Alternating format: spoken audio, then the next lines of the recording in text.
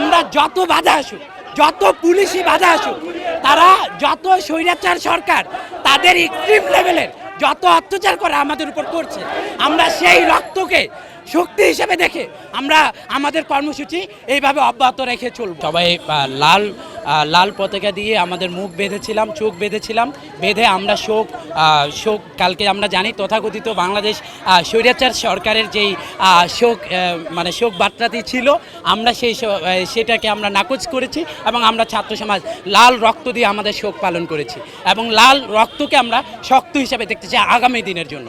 আর আমরা আজকের যে কর্মসূচিটা ছিল আমাদের, সেই কর্মসূচিটা ছিল আমাদের মার্চ জাস্টিস, যেটা আমাদের হাইকোর্ট প্রাঙ্গণে ছিল এবং বাংলাদেশের যত কোর্ট প্রাঙ্গণ ছিল সেই কোর্টগুলোতে ছিল।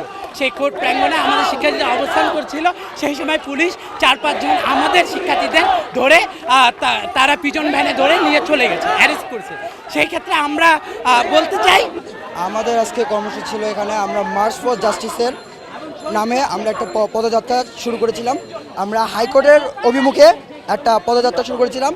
আমাদের ভাইদের উপর যে গুলি চালানো হয়েছে, আমাদের ভাইদেরকে যে নির্বিচারে আটক করে নিয়ে যাচ্ছে পুলিশ, সেইটার জন্য আমরা বিচার চেতে আমরা এই পদযাত্রাটা শুরু করেছিলাম। আমরা মূলত ঢাকা ভার্সিটির যারা শিক্ষক ছাত্ররা আছেন তাদের সাথে আমি কলেজ স্টুডেন্ট হিসেবে একজন সংহতি জানাতে এবং সমর্থন জানাতে তাদের সাথে আমি যোগ দিয়েছি। এবং সারা দেশে আমার ভাইদের উপর যেভাবে গুলি চালানো হয়েছে, টিয়ার শেল চালানো হয়েছে, সাউন্ড গ্রেনেড মারা হয়েছে, যেভাবে তাদের উপর অত্যাচার করা হয়েছে শান্তিপূর্ণ সমাবেশে, সেটার সুষ্ঠু বিচার যাতে হয় সেই বিচারের দাবিতে আমরা এই পদযাত্রা শুরু করেছি। এখানে আমরা এসেছি, আমাদেরকে পুলিশের তরফ থেকে বাধা দেওয়া হয়েছে। তারা আমাদেরকে বলছে তারা আমাদেরকে যেতে দেবে না।